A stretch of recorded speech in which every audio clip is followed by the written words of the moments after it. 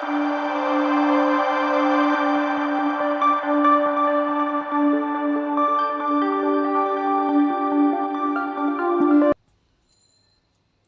there, my name is Payal Narayani and welcome to this video series.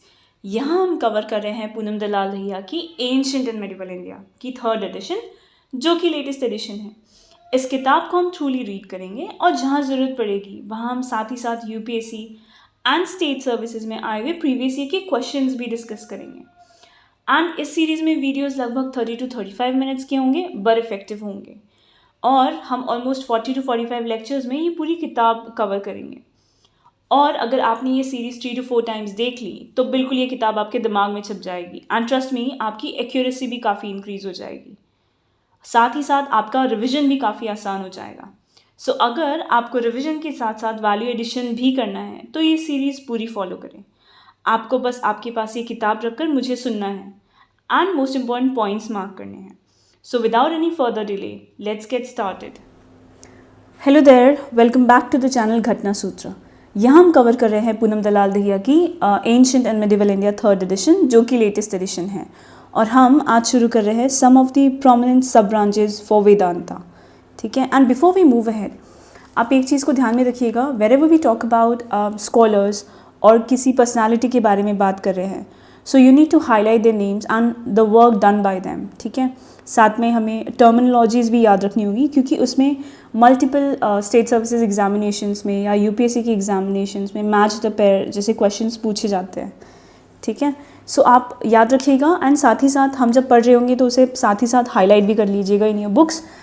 ठीक है, so let's get started. Some of the prominent sub branches for Vedanta's are absolute monoism और Advaita / non dualistic Vedanta of Shankara. तो शंकरा ने कौन सी philosophy proponent करी थी? Absolute मोनोइज्म की। ठीक है, Shankara was a major proponent of Vedanta in the 9th century. He considers Brahmana to be without any attributes and considers knowledge or Janan to be a chief means of salvation. Shankara argued that the Atma is completely identical with Brahmana. He believed in only one reality. According to Shankara, the Atma experiences a false sense of plurality and individuality under the influence of delusive power of Maya, while Maya has the ambiguous ontological status of being neither real nor unreal. The only true reality is Brahman, which is pure consciousness, eternal and unchanging. According to him, God and the created world are one and differences arise due to ignorance. He identifies 2 levels of reality: conventional reality and absolute reality. For instance, he explains that a person looks at the coiled rope and thinks that it is a snake. The rope seems like a real snake, but it is not. Thus, ignorance is the reason for the mistake of taking conventional reality for absolute reality. The way for salvation is devotion to God and understanding the oneness of the Atma with the Brahmana. Vaishishta Advaita or qualified monoism or dualism of Ramanuj. सो जो philosophy proponent करी गई थी रामानुज की कौन सी है? वैशिष्ट अद्वैता / अद्वैता और qualified मोनोइज्म and / non dualism, वेराज Shankara की कौन सी थी? एब्सोल्यूट मोनोइज्म। ठीक है, Ramanuj wrote a contemporary on Vedanta in 12th century and combined Vaishnava's bhakti and Upanishadic monoism. He identifies the Brahman with Vishnu, holding that Brahmana is Saguna, possess attributes, in contrast to Shankara's attributeless or Nirgun Brahman. So Shankara क्या कहते हैं कि Brahman is Nirgun, whereas Ramanuj क्या कहते हैं? Brahman is Sagun. The road to salvation lies in practicing devotion or loving faith. Ramanuj asserted that the relationship between Brahmana and the Atma is similar to the relationship of red roses and redness. Just as the red rose cannot exist without redness, similarly Brahmana cannot exist without the Atma. Hence, according to Ramanuj, Atma and Brahmana are distinct but inseparable. Daivita of Madhav. The Daivita or dualist school of Hindu Vedanta philosophy originated in the 13th century. अब आपको इनका timeline भी याद रखना है। ठीक है, जैसे अगर दैविता ऑफ माधव के बारे में बात करें तो ये 13th सेंचुरी में थे, वेराज रामानुज का Vedanta was in 12th century and उसके पहले we have discussed Shankara that existed in the 9th century. So अगर आप ये टाइमलाइन याद रखेंगे so it will help you with getting better answers, you know, क्योंकि आपको टाइम फ्रेम पता है so you'll know which philosopher existed when. ठीक है. South India with Sri Madhavacharya. Madhava wrote contemporaries on the Brahma Sutra and Upanishad and a work called Bharata Pariniyamaya based on the Puranas and the epic. He considers God to be completely different from the individual souls and the world. He asserted that the individual soul has many defects, but it can attain near perfection by worshipping God. According to him, the relationship between God and the soul can best be described as a relationship between the master and servant. Madhava and his followers called this system Tattvavada, the realist viewpoint. Madhava maintains that even though living beings and inert matter are dependent upon Brahman, such dependence differentiated them from him and makes them discrete entities, tattvas. Thus, reality in Madhava's system consists of three basic elements: God, the souls, jivas, and insentient matter, jada. He views Vishnu as preeminent above all other deities on basis of unique characteristics. It is interesting to note that the first four classical schools are not entirely based on Vedas, but the last two, Mimamsa and Vedanta, certainly rely on the Vedas. Heterodox school of Indian philosophy. Heterodox school or unorthodox Nastika school of Indian philosophy do not accept the authority of Vedas. Apart from the Buddhism and Jainism philosophy, the followings are the heterodox school: Charvaka's school और लोकायत philosophy. So इसको आप triple star mark कर लीजिए, क्योंकि लोकायत philosophy के ऊपर UPSC 1994 में इसके ऊपर सवाल आया था. साथ ही छत्तीसगढ़ PCS में मल्टीपल ईयर्स में आया था, that is 2018, 2017 and 2019. And Jharkhand PCS में 2021 में इसके ऊपर सवाल आया था. ठीक है. Its founder was Charvaka, the author of Brahaspatya Sutra. So who wrote Brahaspatya Sutra? Charvaka. Highlight the name and जैसे हमने पहले डिस्कस किया था कि जहाँ भी हम किसी ऑथर के बारे में बात करेंगे so we'll remember the work done by the author. ठीक है. In the final centuries before the common era, it is characterized as a materialistic and atheistic school of thoughts. Lokayats refers to idol derived from common people, and it underlines the importance of intimate contact with the world, Loka. While showing a lack of belief in other worlds, it accepts direct perception as the surest method to prove the truth of anything. It does recognize earth, water, fire, and air, but not ether, as it cannot be known by perception. Charvaka insists on joyful living and is opposed to the quest of spiritual salvation. He denies the existence of any divine or supernatural agency and accepts the existence reality of only those things which could be experienced by human senses. Organ. Thus, there was a clear lack of faith in the existence of Brahmana and God. According to Charvaka, the Brahmanas manufacture rituals for acquiring dakshinas, gifts. Sanskrit poems and plays like Naisadha Charita and Prabodha Chandrodaya, Agama Dambara and Vivanmoda Tarangini and Kadambari contains representation of the Charvaka thoughts. The school is also mentioned in the work of Shatadarshan Samucha and Sarvadarshan Sangra of Vidyaranya. Ajivika schools. It was founded by Gosala Maskariputra and is famous for its niyati, fate doctrine of absolute fatalism or determinism. According to the school, there is no reason or cause for the depravity of things. They deprave without reason or cause. There is also no cause for the purity of beings. They become pure without reason or cause. Tadigganikya, Angutarunikya and Samyuktanikya, Sutra Kritanga Sutra, Sri Lanka's commentary on Sutra Kritanga Sutra and Bhagavati Sutra, Nandi Sutra and Abhaya Deva's commentary on Samvagyana Sutra are considered to be the primary source of knowledge. The oldest description of Ajivika fatalist and their founder Gosala can be found in ancient Buddhist and Jain scriptures. Ajnana School, founded by Sanjaya Belatiputta. This school philosophy revolves around the notion that it is impossible to obtain knowledge of metaphysical nature or ascertain the truth value of philosophical proposition. And even if knowledge was possible, it was useless and disadvantageous for the final salvation. The Ajana's viewpoint are recorded in Theravada Buddhism, Pali Canon, in the Brahmajala Sutta and Samannapala Sutta, and the Sugyadamga of Jainism. अब you need to remember ये पाली cannon कौन से religion से related है. It was Theravada Buddhism and in canons की नाम. ठीक है, highlight this in your books too and same goes with this. ठीक है. The Islamic conquest of North India and the Gangetic Plains. Rise and spread of Islam. In 7th century CE, a new religion called Islam was found in Arabia by Muhammad, 570 to 632 CE, an Arab merchant from the city of Makkah, who would later be known as the Prophet Muhammad. In a very short span of time, Islam carved out an empire extending from North Africa to the Iberian Peninsula, to Iran and India. This religion transformed the religious, political and social life not only of the people of Arabia but also of many other parts of the world.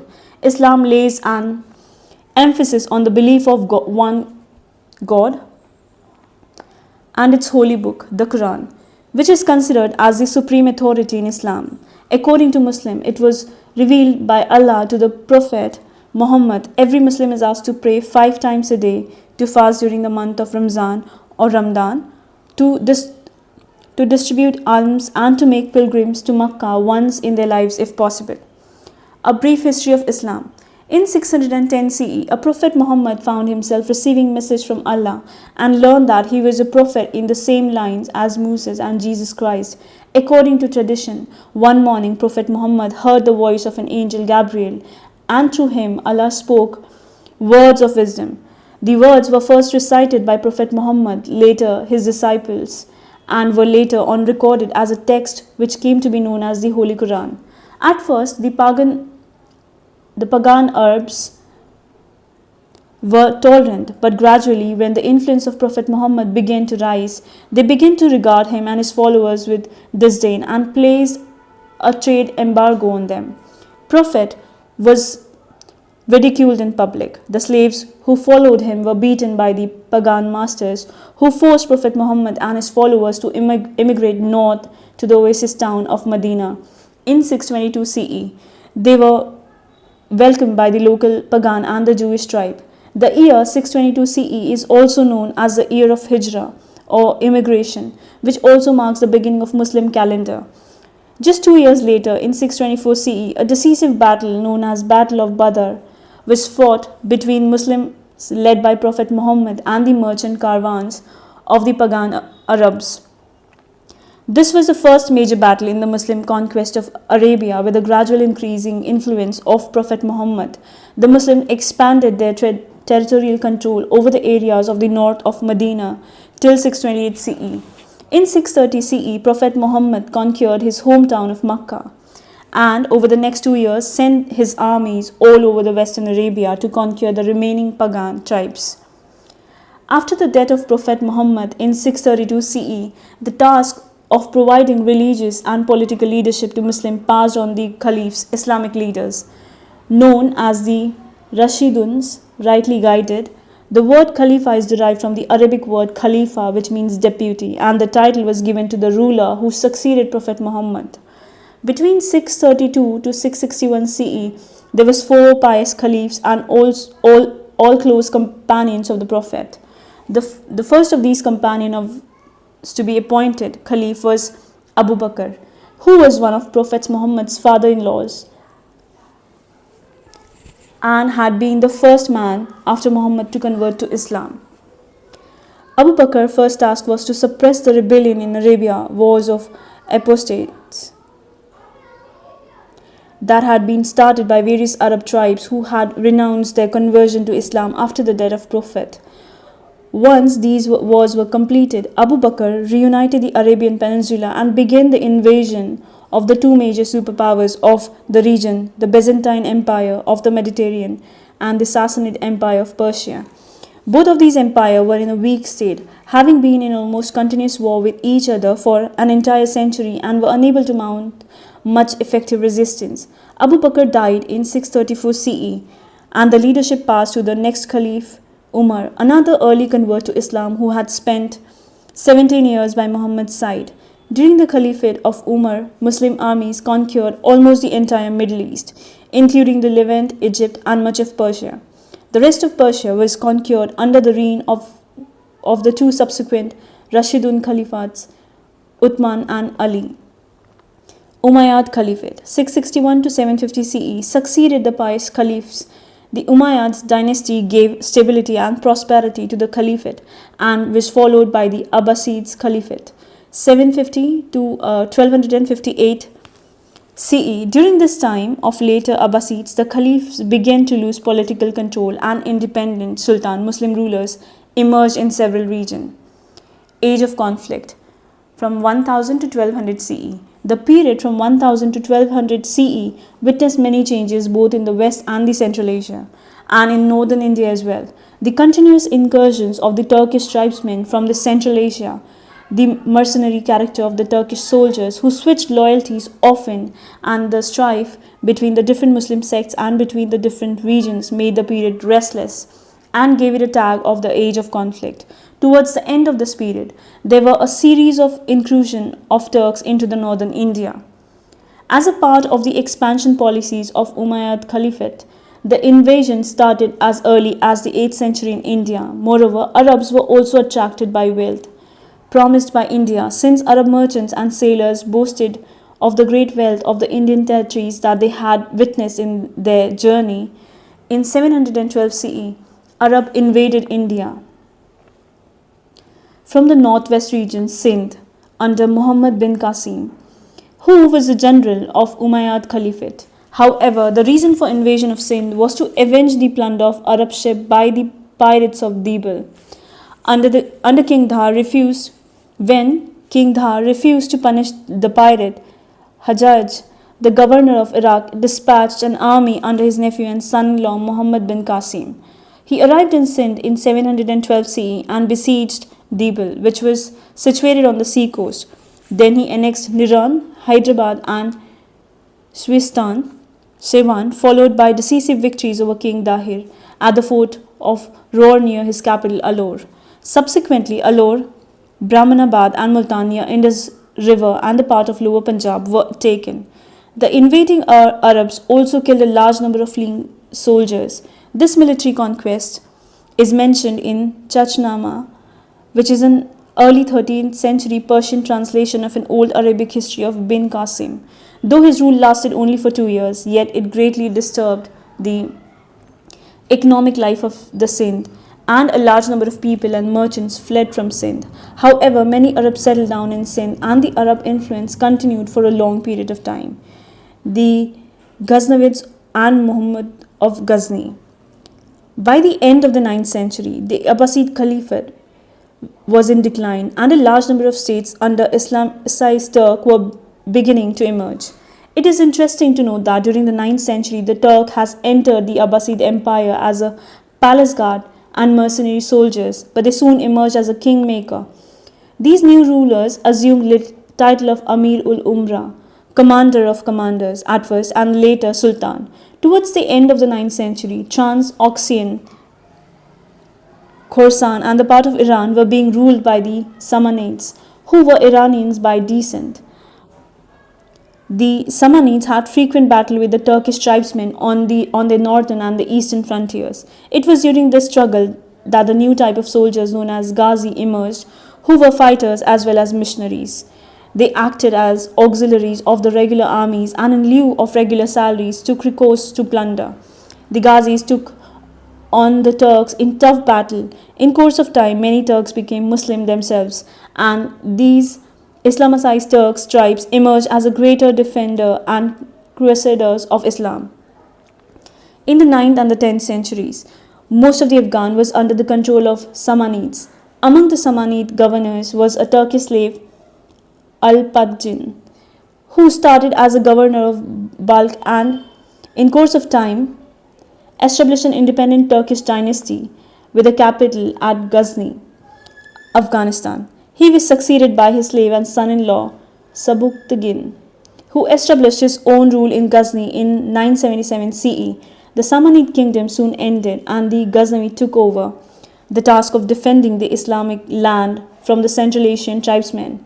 In these circumstances, Sabuktagin's son Mahmud ascended the throne 998 to 1030 CE at Ghazni, the present-day South Kabul. He was 27 years old then and the first ruler to get the title of Sultan.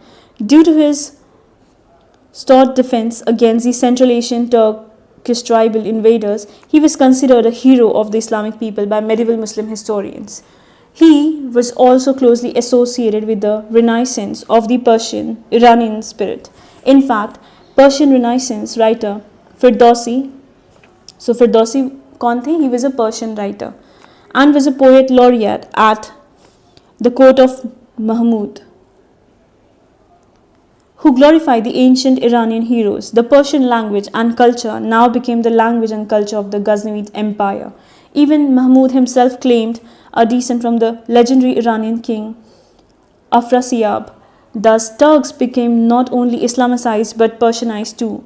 However, while the Mahmud played an important role in the defense of the Islamic State against the Turkish tribe and in the Persian cultural renaissance, he plundered and destroyed Indian territories during his invasion.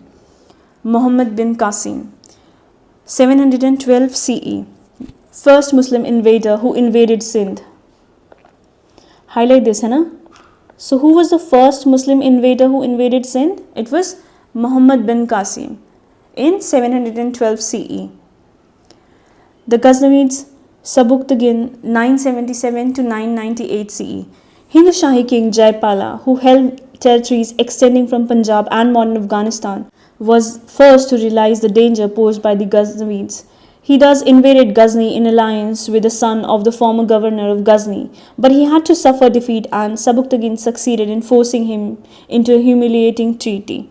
Mahmud of Ghazni. So before we start that, ठीक है, आप double star mark कर लीजिए अपनी books में, because Mohammad of Ghazni के ऊपर UPRO/ARO में 2013 में सवाल आया था, साथ ही उत्तराखंड PCS में 2016 में सवाल आया था और UPPCS में 1991 में एंड 2000 में सवाल आया था. Sorry for my bad handwriting. ठीक है. Mahmud of Ghazni 998 to 1030 CE.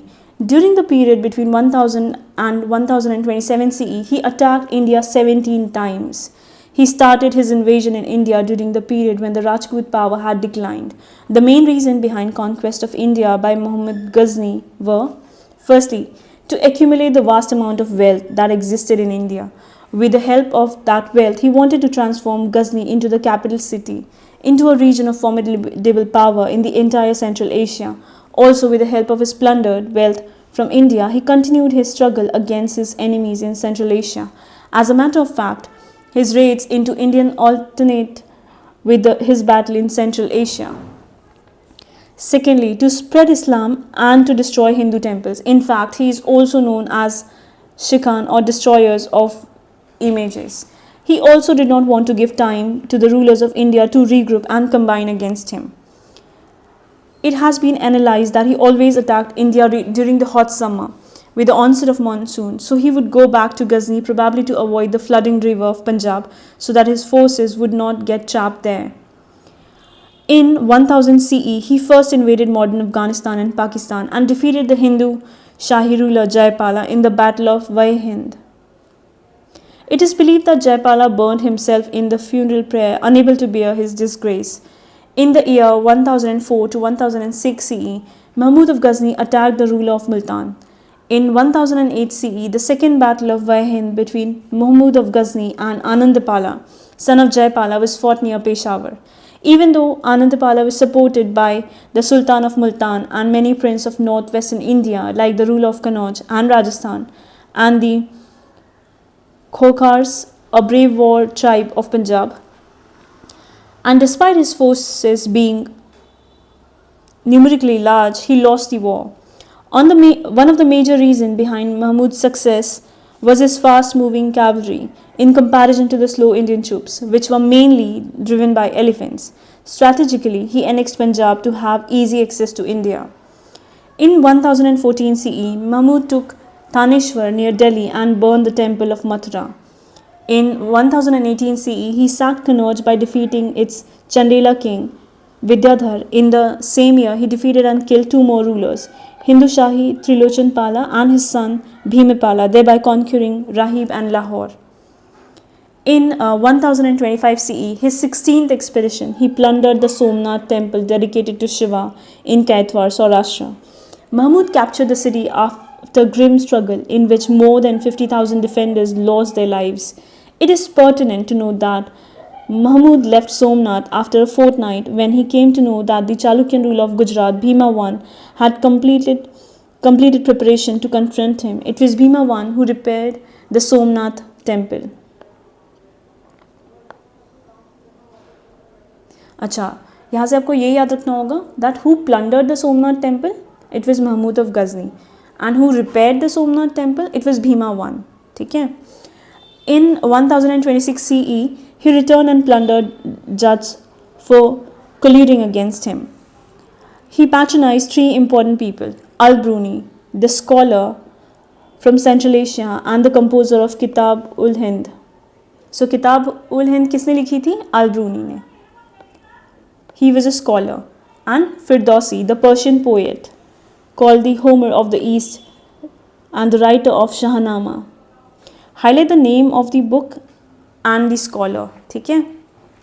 Tibi, the court historian of Muhammad Ghazni and the writer of Kitab Yud Yamni.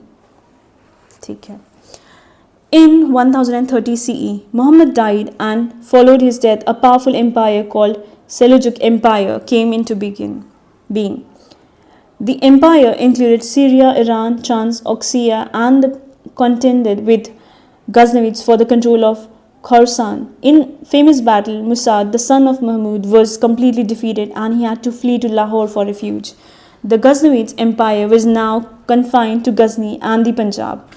Although the Ghaznavids continued to make plundering raids into Ganjarik Valley and Rajputana, they were no longer in position to pose a serious threat to India.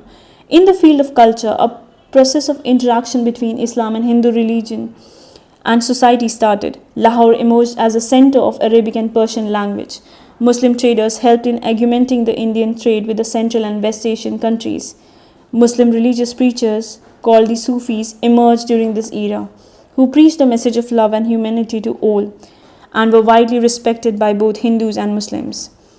Though the 17th invasion of India undertaken by Ghazni did not show any systematic effort to conquer the subcontinent, yet they proved very costly to Indian subcontinent. They not only exposed the inherent military weakness of Indian rulers, but Ghazni's conquest, especially with the inclusion of Punjab and Afghanistan in his kingdom, made the Indian frontier weak. His conquest opened the gate of India to be conquered from the northwest, and this made it easier for other Afghans and Turkish rulers to enter India into the Gangetic Valley at any time. One such ruler was Muhammad Ghori. The Ghurid dynasty and Muhammad Ghori. Many historians assert that the actual founder of Islamic empire in India was Shahabuddin Muhammad, also known as Muizuddin Muhammad bin Sham, popularly called as Muhammad Ghori, who was the Sultan of the Ghurid Empire along with his brother Ghiyath-uddin from 1173 to 1202 CE, and the supreme ruler of Ghurid Empire from 1202 to 1206 CE.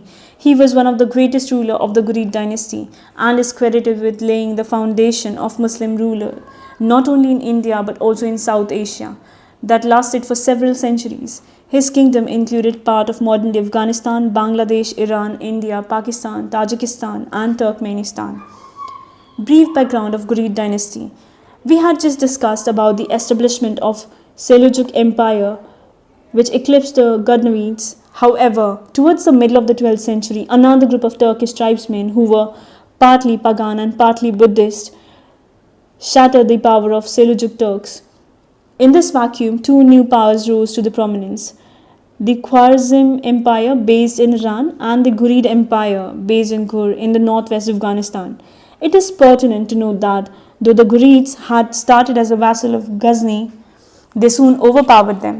The power of Ghurid further increased under Sultan Alauddin, who earned the title of Jahansoz, the world burner, since he ravaged Ghazni and burned it to the ground in revenge for their treatment that they had been met out to his brother at Ghazni. Interestingly, the rising power of Khwarizm Empire severely limited to the Central Asian ambition of the Ghurids as Khorasan in the Western Asia, which was a bone of contention between the two, were soon conquered by Khwarizm Shah, and thus the Ghurids were left with no option but to look for the expansion towards India. In 1173 CE, Muhammad Ghori extended the throne at Ghazni while his elder brother was ruling at Ghor. Ghori, being a very ambitious ruler, was thus naturally not satisfied with only Ghazni and wanted to expand his empire to get hold of more power and control. Being well aware of India's political, religious, and social and military weaknesses, the desire to spread Islam in India was also enormous. With also the enormous wealth that India had, he thought of winning India. Thus, for these reasons, he carried out a number of invasions to establish his rule over India. It is pertinent to note that unlike Muhammad of Ghazni, Muhammad Ghori was very much keen on establishing a permanent empire in India and not merely looting its wealth. His campaigns were also organized, and whenever he conquered any territory, he left a general behind to govern it in his absence. His invasion resulted in a permanent establishment of Turkish Sultanate in the region lying north of the Vindhya Mountains. However, as warrior, Muhammad of Ghazni was more successful one, as he never suffered defeat in India or Central Asia, while Muhammad Ghori's political achievements in India were greater than that of Muhammad. However, the political and military motive of the two were very different. Mohammad Ghori, and before we start that इस topic को आप double star mark कर लीजिए, क्योंकि मोहम्मद गोरी के topic पर Uttarakhand PCS में 2016 में सवाल आया था, बीपीएससी में 1994 में, साथ ही एमपीएससी में 2017 में, एंड यूपीपीसीएस में 1998, 1990, 2008 एंड 2004, साथ ही यूपी आरओ/एआरओ की एग्ज़ाम में 2016 में भी इसके ऊपर सवाल आया था. ठीक है. Mohammad Ghori 1173 to 1206 CE, the real founder of Islamic Empire in India. There were as many as 7 major invasions of Muhammad Ghori against India, and mostly he emerged as a winner. Conquest of Multan and Upper Sindh, 1175 to 1178 CE. In 1175 CE, he held his first expedition against Multan, which was largely successful. In the same campaign, he captured Uch, the Upper Sindh, from the Bhati Rajputs and established a fort there. The conquest of Gujarat, 1178 CE. 3 years later, he again marched to conquer Gujarat, but the Solanki Bhima II, the Chalukyan ruler of Gujarat, defeated him in the Battle of Khaydara near the Mount Abu, about 40 miles to the northeast of Anilwara, the capital of Gujarat. However, undeterred as his defeat, Muhammad Ghori did realize the necessity of creating a suitable base in Punjab before venturing on to the further conquest of India. Conquest of Punjab and Lahore, 1179 to 1186 CE. He thus launched a campaign against the Ghatnavi's position in Punjab. Consequently, he conquered Peshawar in 1179 CE, Sindh 1182 CE, Punjab and Lahore in 1186 CE. Thus, by the 1190 CE, Muhammad Ghori had secured Multan, Sindh and Punjab and was paving his way for the further thrust into the Gangetic Doab. First Battle of Tarian, 1191 CE. Ghori's possession of Punjab and his attempt to advance into the Gangetic Doab thus brought him into the direct conflict with the iconic Rajput ruler Prithviraj Chauhan, who also wanted to extend his control over Punjab and Ganga Valley after overrunning many small states in Rajputana and capturing Delhi. The conflict started with the claim of Tabrahind Bhatinda In the first battle fought at Tarian, a place near Karnal in the present Haryana, Gauri's narrowly escaped death and his army was routed. Prithviraj conquered Bhatinda but did the mistake of not garrisoning it effectively, which gave Gauri an opportunity to reassemble his forces and make preparation for another advance into India. Second Battle of Tarayan, 1192 CE. This battle is regarded as one of the turning points of Indian history as Prithviraj Chauhan was defeated and Gauri emerged successful. So first battle में Prithviraj Chauhan was the winner. अब second battle में Prithviraj Chauhan was defeated by whom? Gauri. Interestingly, the Indian forces were more in numbers, but the Turkish forces under Gauri were well organized with a swift-moving cavalry. The bulky Indian forces were no match against the superior organization, skill, speed of the Turkish cavalry. It is pertinent to note that the Turkish cavalry used two superior technology, namely the use of horseshoes, which gave their horses a long life and protected their hooves, and the use of iron strips, which gave a good hold to the horse riders and the better striking power in battle. A large number of Indian soldiers were killed. Prithviraj escaped but was captured near Saraswati. He was allowed to rule over Ajmer for some time, as the coins pertaining to this period bears Prithvi Rajadeva on one side and the word Sri Muhammad Sam on the other. However, soon after, Prithviraj was executed on the charge of conspiracy. The capture of Delhi and Ajmer. The Turkish army captured the fortress of Hansi, Saraswati, Samana, Delhi and Ajmer. The Battle of Chandwar, 1194 CE. Gauri defeated Jayachandra, the ruler of Kannauj of the Gadwalas dynasty. Thus, the Battle of Tarian and Chandwar laid the foundation of Turkish Empire rule in the North India. So, Turkish Empire का foundation किन battle के base पे बना? It was based on the Battle of Tarian and the Chandwar. After this invasion, Qutbuddin Aibak was made the viceroy of Muhammad Gauri. After this, Gauri returned.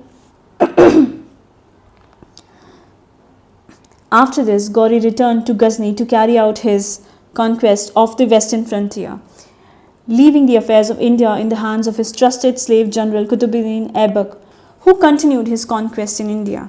Conquest of Gujarat, Bundelkhand, Bengal and Bihar, 1195 to 1202 CE in 1195 CE. Qutbuddin Aibak captured Aligarh and Ranthambore. He also attacked Bhima II, the Solanki king of Gujarat, who defeated Aibak. Aibak, however, prevailed in his next battle with Bhima II and thus conquered Gujarat. He next conquered Bundelkhand and ruled by the Chandelas Rajput. Simultaneously, Muhammad Bakhtiar Khilji, another general of Muhammad Gauri, conquered Bihar in 1197 and Bengal in 1202 CE and destroyed the universities of Nalanda and Vikramshila. Khilji thus became the viceroy of Bengal and Bihar. Revolt of Khokaras, 1205 CE. Gauri had to again come to India to crush the revolt of Khokaras. However, in 1206 CE, Gauri was killed by some near Damyag district of Jhelum, now in Pakistan, while going back to Ghazni. The reign of India passed on to Aibak, who laid the foundation of the slave dynasty. So that's all for the day. In the next chapter, we'll start with the Delhi Sultanate, right? So keep on watching Ghatna Sutra. See you next time.